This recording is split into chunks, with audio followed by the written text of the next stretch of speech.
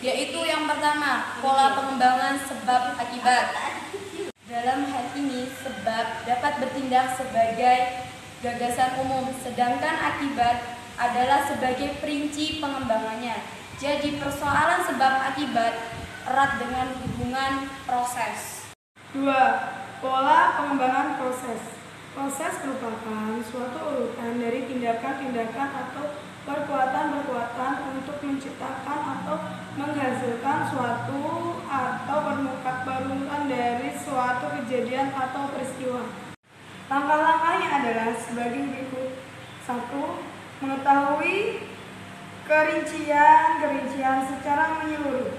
2. Membagi proses tersebut menurut tahapan-tahapan kejadian.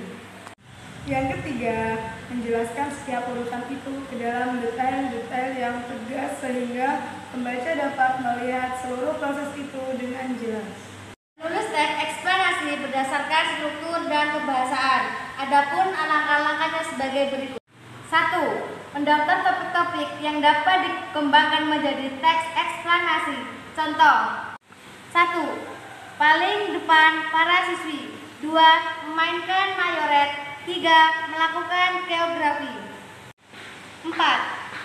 Para penonton berjubel. 5. Diikuti marching band. 6. Pelajar menempelkan tulisan hak-hak remaja. 7.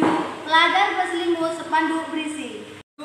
Menyusun kerangka teks, yakni menomori topik-topik itu dengan sesuai struktur.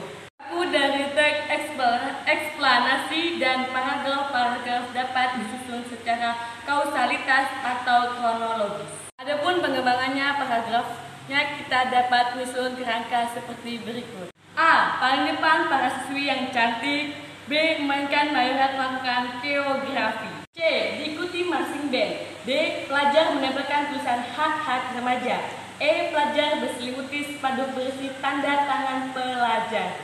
3. Mengembangkan kerangka yang telah disusun menjadi teks eksplanasi yang lengkap dan utuh. Dalam tahap ini, kita harus menjadikan topik-topik ini menjadi kalimat yang jelas. 4. Menyunting teks eksplanasi yang ditulis teman. Tujuannya untuk mengoreksi kesalahan yang mungkin ada dalam teks itu. Misalnya, A. Isi teks.